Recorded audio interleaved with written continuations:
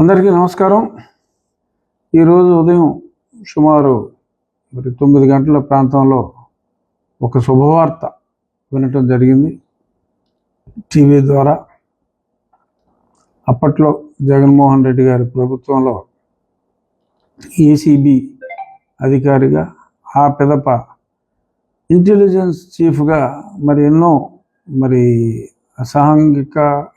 సాంఘిక కాదు, అనైతిక కార్యక్రమాల్లో జగన్మోహన్ రెడ్డి గారు చూసి రమ్మంటే కాల్చి వచ్చిన వ్యక్తిగా సార్థక నామధేయులు ఈయన చాలా పనులు చేశారు. అందులో ఒకటి ముందుగా నాది, ఆ తర్వాత కొన్ని సంవత్సరాల తర్వాత జైత్వాని యాక్ట్రెస్, హిందీ యాక్ట్రెస్. ఆ కేసులో ఐ థింక్ ఆ కేసుని సిఐడి విచారిస్తున్నట్టుగా ఉంది. అలాగే ప్యారలల్గా నా కేసులో నన్ను అక్రమంగా అరెస్ట్ చేసి, సరే అక్రమమా సక్రమమా అరెస్ట్ అనేది సరే వాడి ఆర్గ్యుమెంట్ వాడికి ఉండొచ్చు, కానీ ఒక నోటీస్ ఇవ్వకుండా, ఏమీ లేకుండా, ఇక్కడ హాస్పిటల్లో డాక్టర్కి చూపెట్టకుండా, అక్కడికి వెళ్ళిన తర్వాత కూడా హాస్పిటల్కి తీసుకెళ్లకుండా, ఆ రోజు రాత్రి ఘోరంగా చిత్రవద చేసి, అందులో A1గా ఇప్పుడు పివి సునీల్ కుమార్ ఉన్నాడు, A2గా రామాంజనేయులు ఉన్నాడు, సీతారామాంజనేయులు బేసిక్గా వ్యూహకర్త. అతను వ్యూహరచనలో ఘనాపాటి అని అందరూ అంటారు.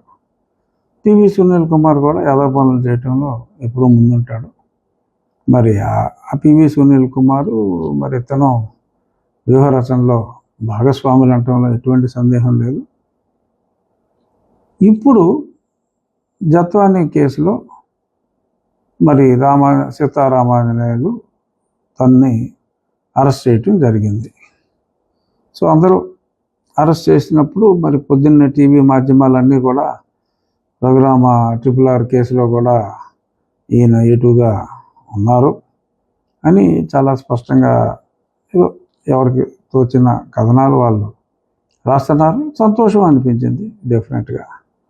కానీ ఎక్కువ మంది నన్ను అడుగుతున్న ప్రశ్న, చాలా ఫోన్లు వచ్చినాయి, అందరికీ సమాధానం మళ్ళీ ఫోన్లలో చెప్పకుండా ఈ రకంగా మీడియా మాధ్యమం ద్వారా తెలియచేద్దాం అనుకుంటున్నా.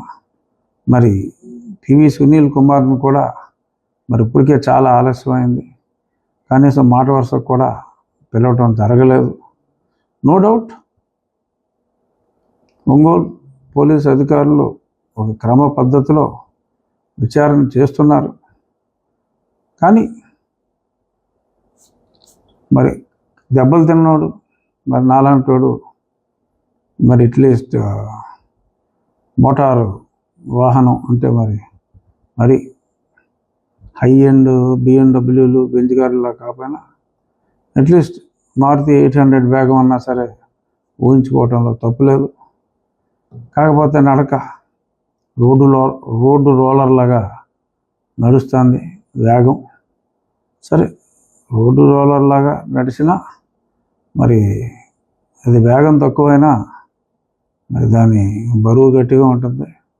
ఒకసారి తొక్కిందంటే చాలా గట్టిగా తొక్కుతుంది అని పాజిటివ్గా తీసుకునే వ్యక్తిని నేను.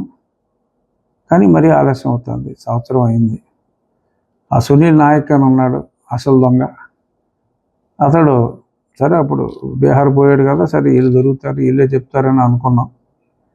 ఇప్పుడు ఆ సునీల్ నాయక్కి నోటీస్ ఇస్తే, ఎందుకంటే అప్పుడు స్పాట్లో ఆ పక్కగదిలో ఉన్నాడు, చాలామంది స్టేట్మెంట్స్ ఇచ్చారు.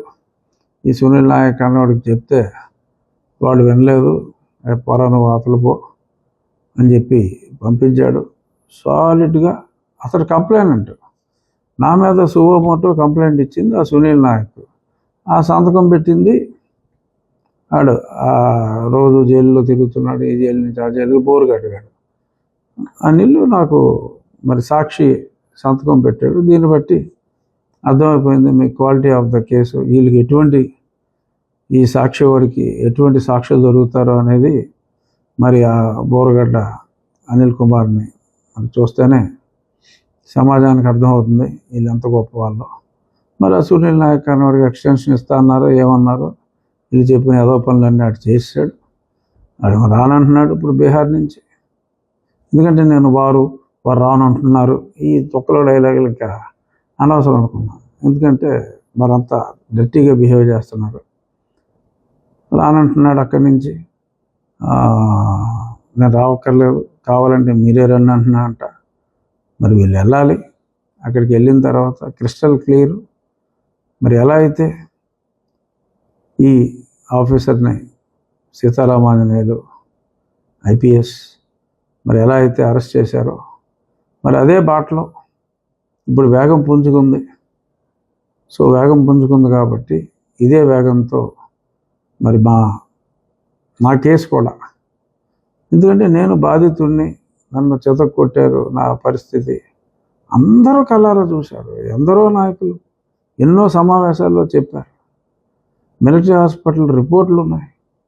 అయినప్పటికీ మరి ఇంకా చేశారు. ఇద్దరిని అరెస్ట్ చేశారు. సరే వాళ్ళు బయటికి వెళ్ళిపోయారు. 90 రోజుల దగ్గర పోయింది. సరే ఈవిడేమో దొరకలేదు. ఒక మహిళ అయినా సరే మరి ఆవిడ బలి తప్పించుకుంది. సుప్రీంకోర్టులో టెంపరీగా ప్రొటెక్షన్ దొరికింది. రేపు 24వ తారీఖు అంటే ఎల్లుండు మళ్ళీ విచారణకు వస్తుంది. మరి విచారణలో మరి